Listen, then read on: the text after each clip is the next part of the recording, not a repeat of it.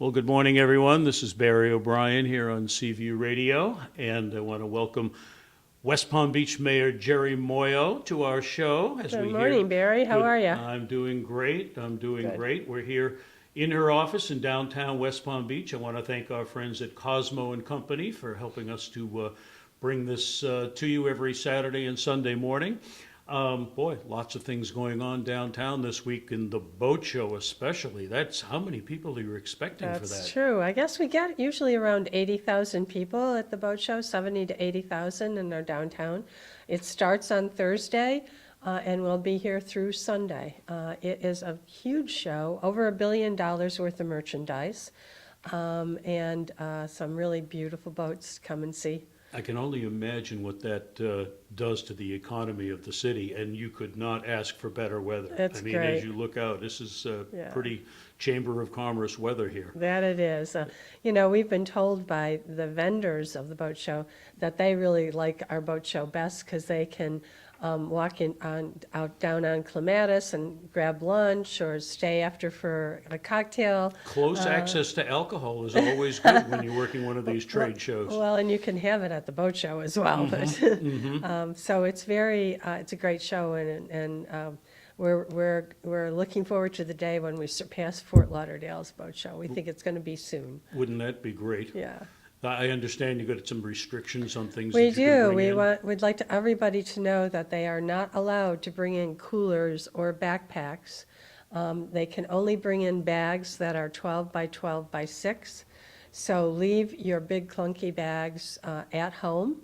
There will be signs in the parking lot and parking garages. And if you have to leave something in your car, please leave it in your trunk and be safe and make sure that it's not sitting on your front seat of your car.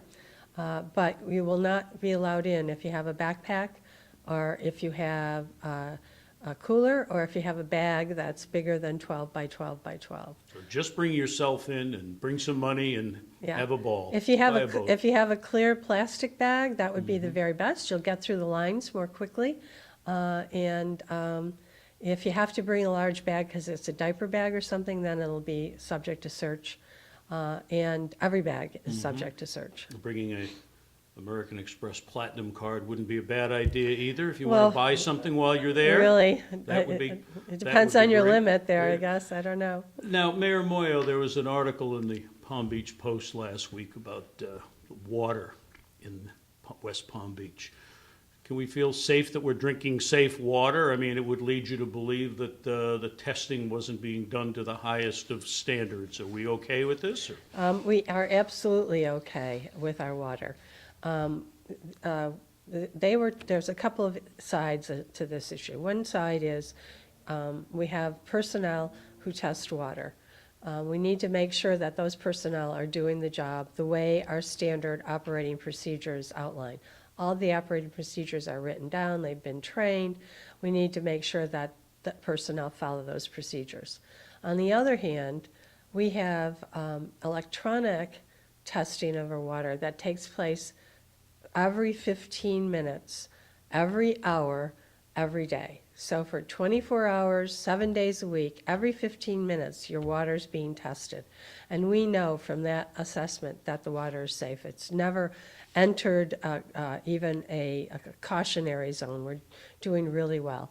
We also have the health department investigating, and they will be done with the investigation hopefully by the end of the week. But all indications of all the other tests that we've done, of all the tests we've done, we've never had a test that suggests that the water is not safe. So we can feel pretty Absolutely. confident that we've got safe water. Absolutely. I read something in just yesterday that I guess it was the city commission that voted that you're going to tear down the clubhouse at the West Palm Beach Golf Course, Correct. which is in I guess in fairly bad disrepair. Why now? How long ago was the golf course renovated? Maybe 3 years ago, 4 years ago. Yeah, I think it was maybe, let's see, probably 4 years ago. Now, It was completed. Well, I was on the commission at that time, and yeah, so it Right, was 4 right. years ago. Right. Now, didn't they know the condition of the golf clubhouse at that point? I mean, if you're going to go build a new golf course, you have to have a clubhouse to go with it. I'm sure it was evaluated, and I'm sure it was looked at. It has not been in good condition for a number Right, of years, right. but it just got to the point where it just needed to be closed down because there was mold, and other water in the electronics and the lights and stuff, so we just needed to close it down. And when we get into tight economic times, we tend to cut our budgets and we cut our maintenance budgets, and it's not always the best thing to do. But we've needed to renovate or have a new clubhouse for a number of years. So will you be operating for a while with no clubhouse at all? Or will it be like a temporary trailer or something, or? We have Because a modular trailer out there now. And is there any food facilities? Because I know, I think Bradley's had a restaurant there, right? Or they were operating Right. some food They facility? were, but there's a snack shack that's there, so, and it also has a liquor license, so there is food and drink at the snack shack, and we So have. who operates that? Is that a private contractor? I think actually the people who are running the golf club are also running the snack shack, the golf course. Okay. All right, we're going to take a brief break here and hear a word from Cosmo and Company, and we will be right back. We're back. I'm Barry O'Brien. I'm here in downtown West Palm Beach in Mayor Jerry Muoio's office. Thank you for joining us once again. We just found out that the police chief is resigning, and I'm sorry, retiring. What's the prognosis for a replacement? Now, I mean, he was only here for about 2 years, right? Well, first of all, I want to say I'm very sad that he's retiring. He has done a great job as our police chief and has made some significant changes, been very innovative and forward-thinking. I'll miss him. I think he's done a terrific job. I think the folks out in the neighborhoods would agree with that as well. So we will be looking to appoint a new police chief soon. And we expect to take that person from our existing police department. Hopefully within a month or so, we'll have a new police chief. In the meantime, we'll have an interim police chief, and that will be Brian Cumberland. He's currently assistant chief of police. Now, going back to the before Chief DeMasi was appointed, what was part of the decision to go outside of the department, and now what has swung you in the other direction? Sure. Obviously, if you go from within the department, you should be able to do it faster. That Correct. certainly is something. That's yes. one of the considerations, but not the primary one. When we hired Chief DeMasi, I really felt it was important to bring somebody in from the outside with fresh ideas, someone who had had experience with another agency, somebody who had, really spent time studying what was effective police practices in a city with events like the boat show and stuff like that. I really felt we needed new blood. Chief DeMasi has been a great leader for the last couple of years. He's brought his captains and assistant police chiefs along. I think he's made some significant changes in the police department, and I would like to see those continue. And I think at this point, our folks are ready to continue them. Mm-hmm. I was very surprised when I saw that the salary for police chief was $140 a year. I am somebody who probably criticizes as much as anybody how much money the government spends. Coming from Boston, I see policemen making $300,000 a year because of their detail work that they do. $140 for a city, this is a very difficult job. Very think. difficult. I mean, I met the chief once, seemed like a very nice man. It is a very, very difficult job. It would seem to me that 140 is a little bit on the low side. Yeah. I'm surprised those words are coming out of my mouth, but I think I have a lot of respect for the police here, Yeah. and I could sense when I went to a seminar that the DDA did about a month ago, and listened to Chief Tomasi talk about a lot of his challenges of what he's had, I can tell it's been a very, very challenging time for him. How is that salary set, and how is it determined, and how does it compare? Do you know what does a police chief make in other markets of similar size here? Well, we have a salary range, so I believe the 140 is on the low end of the range, and, we will look at that.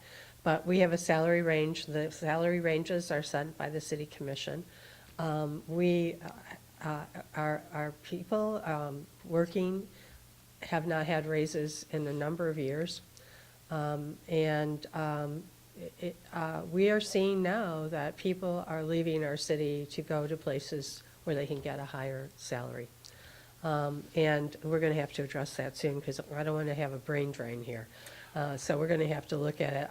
The last salary survey we had suggested that some of our ranges were low and that we should address them. But that we haven't been able to do that because we just haven't been in the financial position to do that.